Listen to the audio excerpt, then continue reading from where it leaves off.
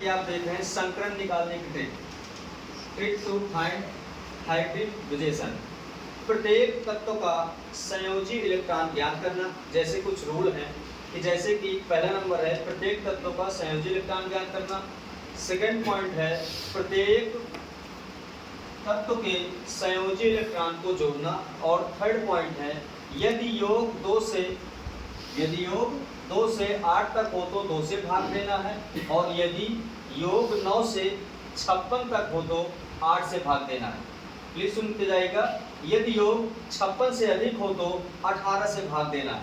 जैसा कि आप देख रहे हैं इसमें कुछ यानी कि यौगिक लिखे हुए हैं और उनका संकरण ज्ञात करना है। जैसे कि संकरण यानी कि संकरण मुख्य रूप से 3 प्रकार का या निम्न प्रकार का भी हो सकते हैं। जैसे कि प्रथम संक्रमण sp संकरण, और द्वितीय संक्रमण sp2 संकरण, और तृतीय संकरण sp3 संकरण। तो जैसे कि इसमें देख रहे हैं ऊपर कुछ नंबर्स लिखे हुए हैं और ये नंबर्स ट्रिक के माध्यम से लिखे हुए हैं। जैसा कि आप देख रहे हैं यदि 2 आंसर आ जाए तो आपका sp संकरण, 3 आंसर आ जाए तो आपका sp2 संकरण, और 4 आंसर आ जाए तो sp3 संकरण, और 5 आंसर आने पर sp3d संकरण, और 6 आंसर आने पर sp3d2 संकरण, और 7 आंसर आने पर sp3d3 संकरण होता है। जैसा कि इसमें कुछ यौगिक लिखे हुए हैं उनका संकरण निकालना देखते हैं। जैसे कि BF3 तो पॉइंटों के माध्यम से उसी तरह रूल के माध्यम से समझ लेते हैं। BF3 है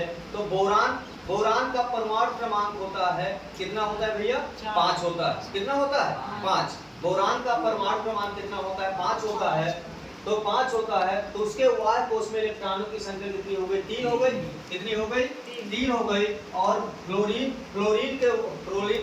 का परमाणु क्रमांक 9 होने के कारण उसके Y कोष में कितने इलेक्ट्रॉन है? 7। और कितने अणुओं के रूप में लिखा है क्लोरीन?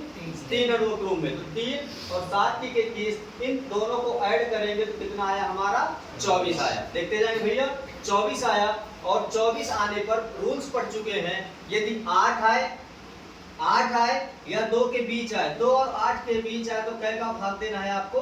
2 का भाग देना है। परंतु यदि 8 से ज्यादा आ रहा है तो कै का भाग देना है आपको? 8 का भाग देना है। तो 8 3 24। और मैंने यहाँ पर कुछ पॉइंट लिखे थे।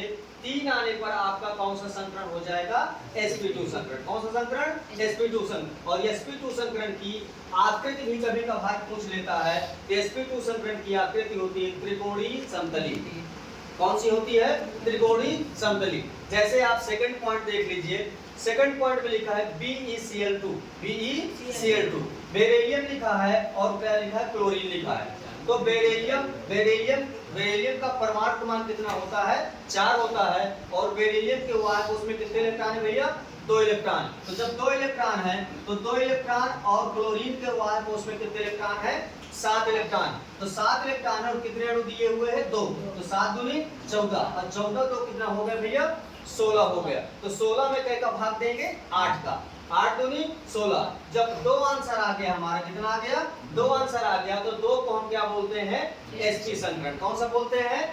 sp संकरण बोलते हैं। जैसा कि सेकंड पॉइंट देख लीजिए। कुछ जगह बच्चों को प्रॉब्लम होती होगी, शायद पूरा ना कटे, पूरा भाग ना जाए। तो जैसे एक अपवाद देख लेते हैं। जैसे C2H2 और C2 और H2 को देखेंगे तो कार्बन लिखा है और कार्बन के 2 अणु दिए हैं। हाइड्रोजन लिखा है, हाइड्रोजन H2 के रूप में लिखा है। जैसे कार्बन के Y कोष में 4 इलेक्ट्रॉन होते हैं। कितने होते हैं? 4 इलेक्ट्रॉन होते हैं। यदि इलेक्ट्रॉनिक विन्यास बनाया जाए तो कार्बन चतुसंयोजकता दर्शाता है। क्या दर्शाता है? चतुसंयोजकता दर्शाता है। यदि इलेक्ट्रॉनिक विन्यास के रूप में बनाएंगे तो कार्बन के Y कोष में तो वाकई में 2 होते हैं, लेकिन यहाँ पर देखा गया है प्रत्येक तत्व का संयोजी इलेक्ट्रॉन ज्ञात करना है। क्या ज्ञात करना है? संयोजी। तो कार्बन चतुसंयोजकता दिखाता है। तो कार्बन 4 हो गया, 4 दूनी 8, और हाइड्रोजन कितना है? 2। तो 8 तो 10 हो गए। तो 10 होने पर कै का भाग देंगे? 8 का।